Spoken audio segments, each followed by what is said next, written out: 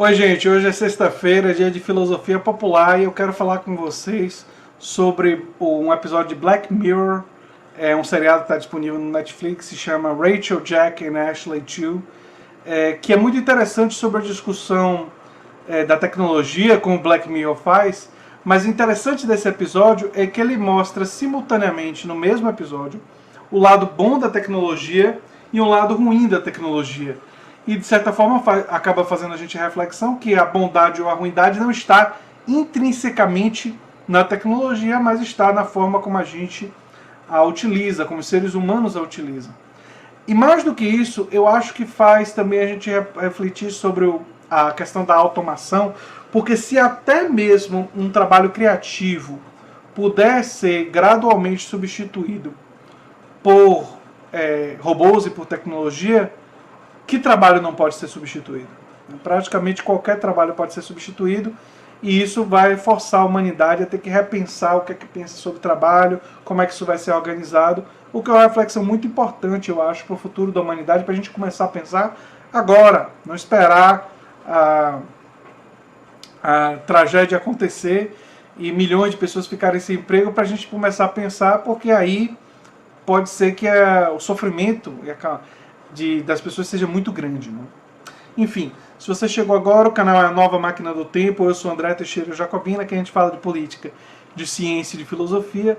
Tem a sessão de diálogos com especialistas e filosofia popular às sextas-feiras, como é o caso de hoje. Se você gosta do que eu faço, se inscreva no canal, dê um like, compartilhe e divulgue o nosso material. E considere se tornar um apoiador, porque pode ajudar bastante a gente. Essa canequinha aqui é do Uruguai. Gosto muito dessas canecas uruguaias. O Uruguai é um país que eu gosto bastante. Bem, assim, bem resumidamente, qual é a premissa do episódio? A Ashley é interpretada pela Miley Cyrus, né? Ela... Deixa eu ligar aqui o ar-condicionado que o calor tá me pegando. Ela é uma grande cantora, muito famosa e tudo mais. E tem uma menina que gosta muito dela, que admira ela, que tem ela como ídolo dela e tal. E você vai acompanhando simultaneamente a história da cantora e a história dessa menina. E a cantora claramente tem sua vida profundamente controlada por uma tia dela, que também é a produtora musical dela. E essa produtora musical acaba bolando um plano maligno, enfim, tem um pouco de spoiler aqui no vídeo, né?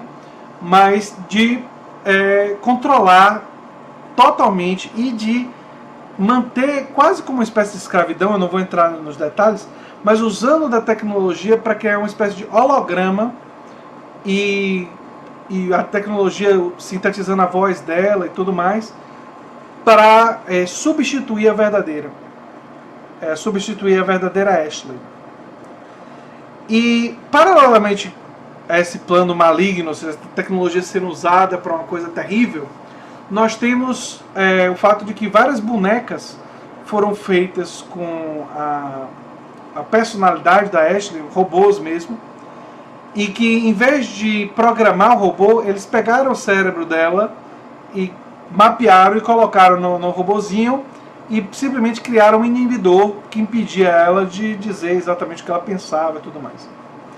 E aí esse robozinho nas mãos da menina que gosta da Ashley, que tem ela como ídolo, vai ser a chave para a libertação dela e para impedir que essa escravidão, essa coisa terrível seja feita. E o que esse seriado, esse episódio do Black Mirror me fez pensar? Porque quando eu pensava em automação, eu pensava sempre assim, olha, a automação vai ser um problema para os caminhoneiros, porque quando tiver caminhões automáticos dirigindo sozinhos, os caminhoneiros vão ficar desempregados. Vai ser um problema para empregos da área de serviços, porque gente que vende hambúrguer e tal, tudo isso pode ser feito por robôs, não é? E você precisaria só de um funcionário ou dois para gerenciar, e o resto tudo poderia ser feito por máquinas. Assim, os chamados empregos repetitivos e mecânicos todos eles poderiam ser facilmente substituídos. Mas o que o seriado mostra é que até mesmo uma coisa como música, teoricamente, se a gente consegue fazer um computador e uma inteligência artificial que joga xadrez melhor do que um ser humano, não parece absolutamente impossível. Naquele caso do seriado, ele está sintetizando a partir de um cérebro humano. Então, ainda existe um componente humano fornecendo a base. Mas pensando mais para frente, poderíamos chegar a uma situação de que você nem precisaria de uma pessoa humana para fornecer a base, que você teria realmente um computador e uma inteligência artificial chegando ao ponto de fazer um trabalho artístico. Isso coloca para a humanidade um desafio muito grande. Um desafio envolvendo empregos, porque os empregos nos próximos 10, 15 anos, uma quantidade absurda vai desaparecer. E eu não sou contra a automação, porque esses empregos mecânicos devem desaparecer. Eu só acho que os lucros da automação têm que ser revertidos pesadamente em benefícios sociais para garantir diminuição da pobreza. Eu não diria nem evitar que essas pessoas caiam para a pobreza, mas diminuir a pobreza em geral e libertar as pessoas para atividades criativas, né?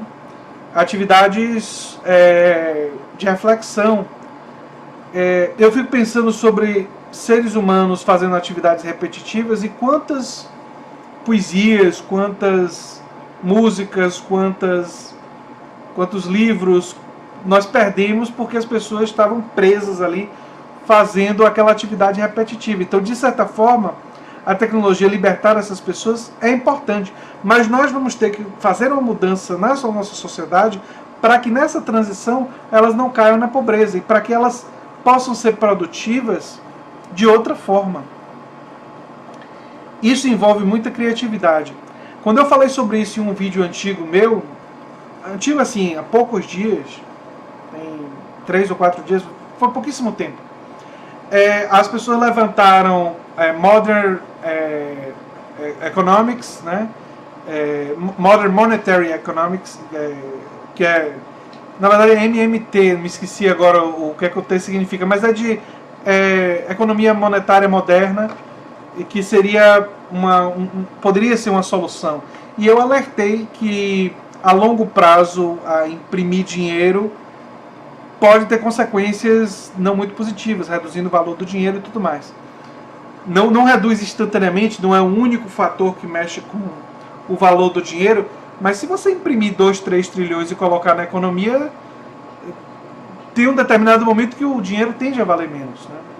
Pelo menos é o pouco que eu sei sobre isso, me sugere que isso provavelmente viria a acontecer se você chegasse nesse nível. E o exemplo que eu tenho é o Fed americano, que ele imprime bastante dinheiro, cria muito dinheiro, e o dólar, embora mantenha um valor importante, ele tem um processo de desvalorização ao longo do tempo, né? Quando você pega o dólar quanto ele valia na década de 20 e hoje, houve um processo de desvalorização. Então, você consegue mapear isso daí. Então, eu não sei se essa seria uma solução. Algumas pessoas falaram em ecossocialismo, ou seja, um socialismo associado a mecanismos que respeitam a ecologia. Isso faz sentido, sim, mas é aquela coisa que eu falei no meu outro vídeo, que eu defendo a expansão cooperativa, mas vai chegar um determinado momento que trabalhadores humanos não vão poder competir com máquinas. A gente pode rever carga de trabalho, por que tem que ser 40 horas semanais? O futuro vai libertar as pessoas para trabalhar 20 horas, 15 horas por semana, talvez 12 horas por semana, se fossem suficientes. E isso também amplia a quantidade de empregos. Então tem assim muitas ideias e muitas coisas que a gente precisa pensar, mas eu penso que todas essas ideias, na verdade, são ideias que estão na periferia de uma ideia maior que envolve a transformação da própria relação do ser humano com o dinheiro, quer dizer,